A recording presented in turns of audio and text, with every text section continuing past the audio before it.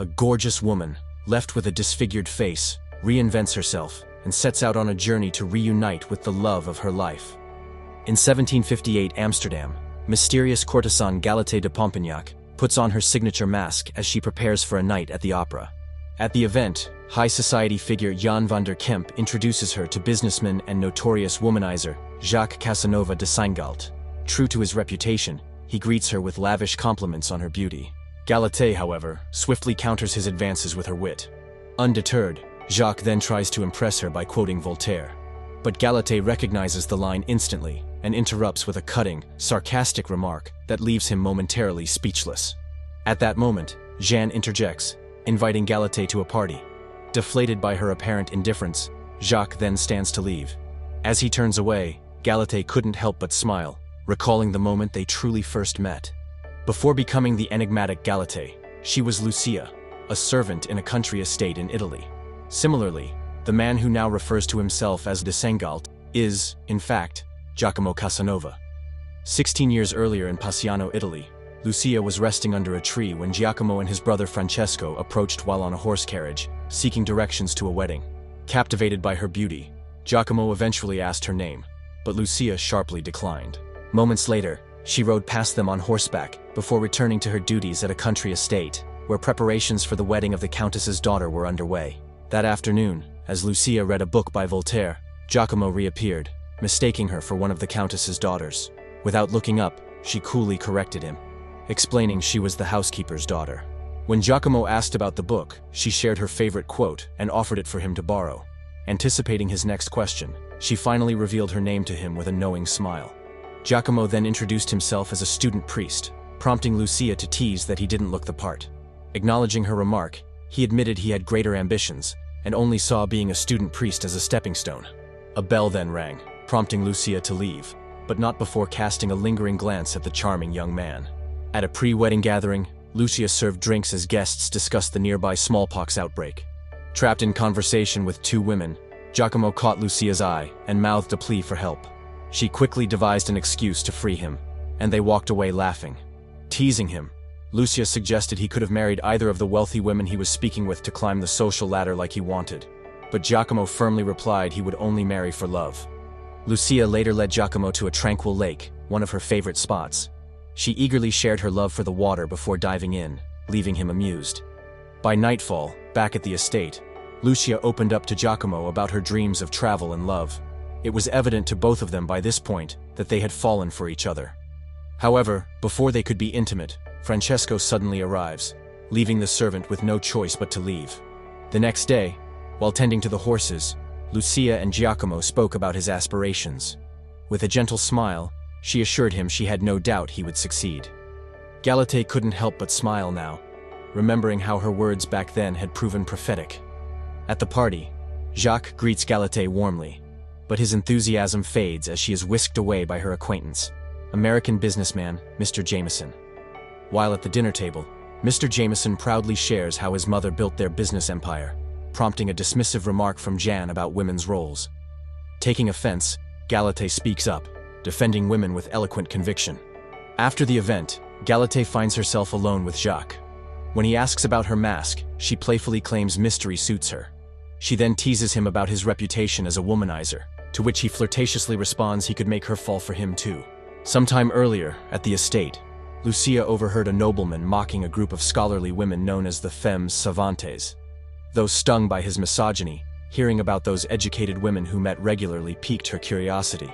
During the wedding rehearsal, Lucia and Giacomo exchanged playful glances across the room, stifling laughter as they teased each other. Outside the manor, they discussed Adriana's stress over the preparations. Their conversation then turned to the topic of love, with Lucia thoughtfully remarking that falling in love isn't a choice, but something that simply happens. Unable to ignore their growing attraction any longer, they shared a tender kiss before heading back to Giacomo's room. Although they were on the verge of making love, Giacomo suddenly paused. He gently explained that a woman's purity was everything, and he couldn't bring himself to take that from Lucia. When she softly pointed out that this might be their only chance for intimacy, he surprised her by proposing marriage. Overwhelmed with emotion, Lucia enthusiastically said yes. The next day, Giacomo formally asked Lucia's father for her hand in marriage. Before departing for Venice, he gave Lucia a necklace, promising her he'd come back after 8 months. Sometime later, the affable countess began training Lucia to become a proper Venetian socialite in anticipation of her marriage to Giacomo. The noblewoman then left for a short trip to Venice. When the countess eventually returned, the servant eagerly greeted her. Wanting Lucia to look her best when her lover comes back, the countess bought her an elegant dress. Touched by the gesture, the servant ended up giving her master a hug. That night, as Lucia tried on the new dress, a frantic knock interrupted her. A servant burst in, stripped off the dress, and insisted it be burned. As it turned out, the countess had contracted smallpox, and everything that she touched had to be destroyed. The countess eventually died, and as workers burned her body, they noticed marks on Lucia's face. Horrified, they fled, leaving Lucia to realize she too had contracted the disease. Overcome with dread, she collapsed into tears. In the days that followed, Lucia's condition worsened, leaving her once beautiful face permanently scarred. Though she eventually recovered, accepting her altered appearance proved difficult. As Giacomo's return neared, Lucia instructed her friend to turn him away and claimed that she had already met someone else. Disagreeing with her plan, Lucia's friend urged her to be honest, arguing that he'd love her regardless of her scars. However, Lucia refused, saying her life was already ruined and she couldn't bear to drag him down with her. Honoring Lucia's wishes, her friend turned Giacomo away upon his return. Hidden from sight, Lucia wept silently as she watched him desperately call out for her. When his pleas went unanswered, Giacomo finally rode away, leaving Lucia to grieve the love she had let go. In a bid to start over, she soon left the estate. Back in the present, during an intimate moment, an embarrassing incident happens to Mr. Jameson. Understanding his limitations due to his age, Galatée then graciously waives her fee. However, the American insists on paying and suggests spending the day together instead. Moments later, their conversation is interrupted by bells from downstairs. Galatée denies expecting anyone, but a glance outside changes her demeanor, now claiming to have forgotten that another client is scheduled to come over. As Mr. Jameson departs, he crosses paths with the supposed client, Jacques. With a hint of frustration in her voice, the courtesan comments that she doesn't understand why he's here. He refuses to pay for intimate services, while she, struggling financially, relies on the income. Jacques then cuts to the chase, confessing that he hasn't been able to stop thinking about Galatée and wants to spend time with her. Galatée, however, firmly declines, stating she refuses to become just another one of his women. Undeterred, Jacques announces his departure for Paris in 2 weeks and wagers he can win Galatée's love by then. If he succeeds, he asks her to remove her mask. If not, he'll forfeit his business savings to her. Intrigued, Galatée agrees. After Jacques leaves, the courtesan's thoughts drift back to her early days in Bologna. Lucia faced discrimination due to her smallpox scars. Fortunately, a kind woman took pity on her. When the stranger asked why she had come to the city, Lucia shared her interest in joining the Femmes Savantes.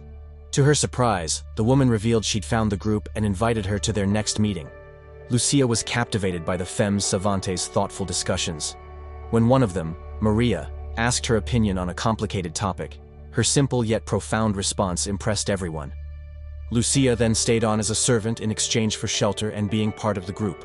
One day, she confided to Maria her true desires: to travel, read, and learn as much as possible. Impressed by her ambition, Maria suggested they pursue those dreams together, starting with Venice. Lucia hesitated, uneasy about her ex-lover's presence there, but later agreed. On the way to Venice, Maria gave Lucia a new name, Galatée, meaning the beautiful one. Though initially unsure, Lucia eventually accepted it. Upon arrival at the city, Maria told Galatée about an upcoming ball. Fearing ridicule, Galatée refused to go. Having already anticipated her response, however, Maria readily presented a solution: a mask. At the ball, Galatée approached the Countess's daughter, Adriana. Sensing a hint of familiarity, Adriana probed whether they had met before. Galatée, however, swiftly denied it, steering the conversation toward what truly interested her, Giacomo. Adriana confirmed Giacomo was still unmarried, but her husband soon interrupted, scolding her for gossiping. As Galatée left, Adriana followed, warning that pursuing the notorious womanizer would only lead to heartbreak. Nevertheless, despite Adriana's warning, Galatée continued her search for her former lover. This time, she visited his brother Francesco under the guise of hiring him for a painting job. Francesco quickly saw through her pretense, but not in the way that the courtesan feared. He noted that true clients invited him home, while Giacomo's admirers came to his studio, essentially mistaking Galathe as just another one of those. He subsequently revealed Giacomo left for Paris that morning. Francesco then remarked that Galathe seemed familiar, which she dismissed. When asked more about Giacomo, the painter admitted his brother's ventures hadn't been going well, but noted his talent for charming influential people. Curious, Galathe asked about Giacomo's love life. In response, Francesco showed her a sketch of a woman, Lucia. He explained that his brother's philandering ways stemmed from the heartbreak he experienced because of her. Back at the rental place with Maria, Galathe sank into despair, blaming herself for Giacomo's fate and mourning what she saw as her only chance at love. When Maria tried to comfort her, Galathe lashed out, claiming no man would ever want her because of her scars. Maria then gently reminded her that she didn't need a man's approval, and that true beauty came from within. Later, Maria introduced Galathe to a friend who ran a brothel, explaining that Galathe sought to build an independent life beyond marriage. The woman then offered generous pay, a safe home, and security. Determined to live independently, Galathe accepted. 2 years later, in 1744, Maria and Galathe moved to Amsterdam. As Galathe and Jacques share a drink, she remarks on his wasted ambitions while he chases pleasures across Europe. With a hint of bitterness, he admits his plans were derailed by the woman who broke his heart. Not ready to hear what he has to say about her, Galathe playfully shifts the topic, asking how he charms so many women. With wit and flair, Jacques explains, before confidently claiming she's now falling for him too. Smirking, the courtesan counters, insisting he couldn't be more wrong. Shortly after arriving in Amsterdam, Maria revealed to Galathe that she was dying, leaving her stunned. Calm and reassuring, Maria explained that Amsterdam's accepting residents made it the perfect place for Galathe to start anew. In Maria's final days, Galathe cared for her devotedly, but after her friend's passing, she was promptly evicted from their place, the promised safe haven turning into a new struggle. In desperation, Galathe pawned her beloved books, begging the pawnbroker not to sell them. Forced back onto the streets, Galathe sought work at a brothel, but faced a harsh start. Her first client, rough and disgusted by her appearance, refused to pay and accused her of theft when she claimed her due. The commotion led to her detention, where she was forced into hard labor under brutal conditions. While Galathe labored in detention, a professor noticed her and brought her to his classroom as a live example of smallpox's effects. Stripped of her clothes and her dignity, she sat uncomfortably as he lectured. Afterward, the professor treated her scars and was surprised to learn she spoke his language. Galathe then boldly proposed a deal: pleasure in exchange for money. Satisfied after their encounter, the professor invited her back the next day, promising double payment. In the ensuing months, after her release, Galathe began to find success in her chosen profession. Determined to reinvent herself, she focused on improving her appearance, even commissioning a tailor-made mask to enhance her allure. With her newfound financial stability, Galathe returned to the pawnshop, reclaiming her books as a symbol of how far she had come. Over dinner, Galathe and Jacques discuss marriage. She calls it a one-sided institution favoring men and trapping women in servitude, while he argues it represents love, family, and companionship. Unmoved, Galathe reiterates her desire for independence, noting men often find happiness by escaping marriage. She slyly remarks that Jacques himself isn't married, prompting him to share his heartbreak with Lucia. Back at Galathe's place, a dejected Jacques accuses her of hiding her feelings, but she firmly denies it. Convinced she's lying, he tries to kiss her, but she rebuffs him. Before things could escalate, a bell rings, signaling her next appointment. As Jacques leaves, he asks her to spend the entirety of the next day with him. She hesitates but eventually agrees, much to his delight. In reality, despite Galathe's fierce independence, her heart has always yearned for Giacomo. The following morning, while getting ready for their date, Galathe couldn't help but smile at the thought of spending the whole day with her one true love. 16 years after their first meeting, Galathe and Jacques begin their day riding horses, just as they once did. Later, as the courtesan gazes out at the ocean, Jacques joins her. When she asks about his love for Lucia, Jacques describes being captivated by her ability to find wonder in everyday life. Touched by his words, Galathe draws him into a passionate kiss. After an intimate evening together, Jacques confesses with a heavy heart that he is scheduled to leave for Paris the very next day. Despite this, he admits he doesn't want to go. However, just when it feels as though their love has found its footing again, an unexpected twist unfolds once Jacques arrives in Paris. For the next 3 months, Galathe would send letter after letter, desperately reaching out to him, only to be met with silence. Growing desperate, Galatée writes a heartfelt plea, revealing her pregnancy and asking if he even plans to return. Soon after, Mr. Jameson informs her that Jacques is still in France and allegedly courting a wealthy count's daughter. Shocked and heartbroken, Galatée becomes so distracted that she nearly gets run over by a horse, but Mr. Jameson saves her just in time. Noticing her distress, he guides her into a nearby building, unaware it was where Galatée once endured forced labor. Painful memories suddenly resurface as she spots a familiar face among the workers. When Galatée approaches the older woman, she's met with hostility, much to her shock. The woman forcefully grabs her and tries to pull her in, causing her mask to fall. As Mr. Jameson helps her up, he suddenly understands why she's been hiding her face all this time. Yet, instead of flinching in horror, the kind-hearted businessman ends up caressing her scarred face as a gentle way of showing support. With compassion in his eyes, he pulls her into a tender embrace, offering solace in her moment of vulnerability. That night, the courtesan and the American share an intimate evening, this time with Galatée unmasked. During a heartfelt conversation, he offers her a chance to join him in America as a business partner, where she can pursue true freedom and take her time to explore his feelings for her. Overcome with emotion, Galatée admits she's pregnant. Though disappointed, Mr. Jameson remains steadfast, assuring her that it doesn't matter. He adds that with him, she'll never need to hide again and can embrace a new life. He then reveals he's leaving the following week, giving her a few days to consider his offer. Caught between Mr. Jameson's proposition and the hope of reuniting with her first love, Galatée pens one final letter to Jacques. Still not ready to disclose her true identity, she tells him she is with Lucia, who is eager to see him. Her plan succeeds, capturing Jacques' attention at last. As he travels back to Amsterdam, Galatée readies herself, donning the treasured necklace he gifted her 16 years ago.